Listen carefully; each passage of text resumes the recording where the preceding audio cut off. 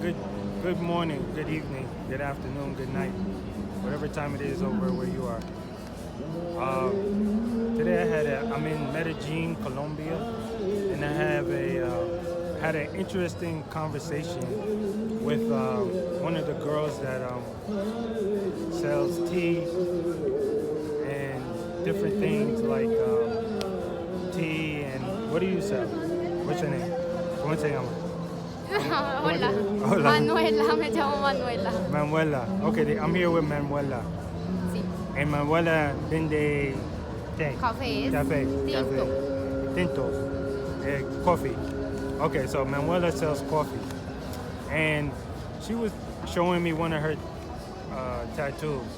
We were talking and I saw one of her tattoos and I was trying to ask her if she knew what it means because a lot of times girls get tattoos and they don't know what the meaning is. That's one of the dangers of getting tattoos.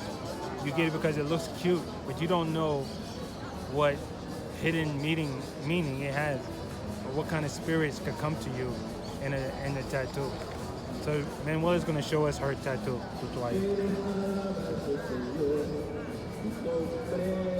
And as you can see, it's the 3 sixes like this. 3 sixes. The finger. And from the 3 sixes,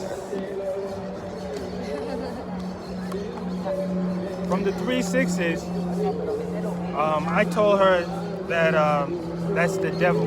That's what's commonly known as the devil. And then I wanted to talk about how it derives in the Arabic, the 3 sixes, and this is never discussed. The 666 or the 3 fingers, 666 or the 3 fingers, or the eye, which represents the Antichrist. The one eye represents the Antichrist, and also the pyramid, which represents the system of the Antichrist. And I'll talk a little bit about where the pyramid comes from. So,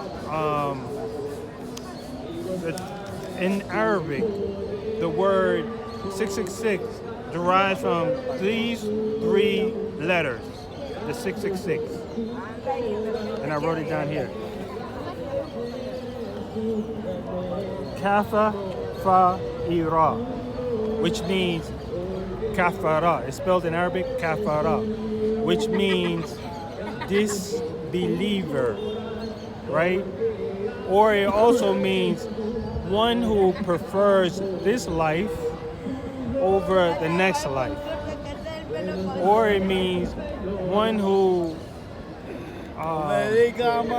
doesn't believe in the next life, right? Or doesn't believe in Judgment Day. These all could be the definition of kafir. Okay, now the pyramid stems from all the way back to the days of Pharaoh, or and Allah talks about the pyramid in the Quran, right? First, He describes it as the word atwab, altad. Altad is the word for the pyramid in Arabic, in the classical Arabic. Altad, and Allah says His mountains, the mountains that He created, are the Autad. And He also said that the Pharaoh is the master of the Autad, or the owner of the Autad. That's one of the titles that the Pharaoh has, the owner of the Autad. So this pyramid symbolizes.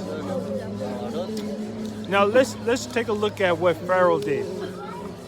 He had a system, right? And he separated church from state, right?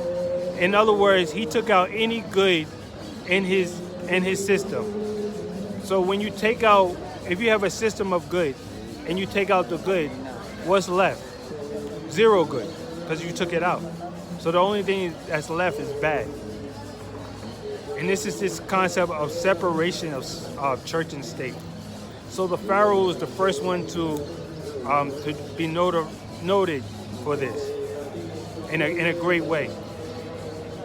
So this Autad, Allah says, this triangle or the Autad, Allah said he's the masters of it, or he's the owner of it, right? And this system or triangle represents a system of godlessness, a system of godlessness. And the eye in the middle represents Antichrist, or the one eye, because the Antichrist in Islam is told to have one eye. Okay, so I just wanted to really to go over, the 666 and how it relates to the kafara. The K, the kafa could be looked at as a 6.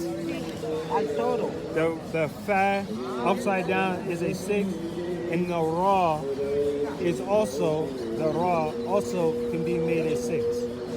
So it can be manipulated 666 kafara. And that's all I have coming from Medellin, Colombia.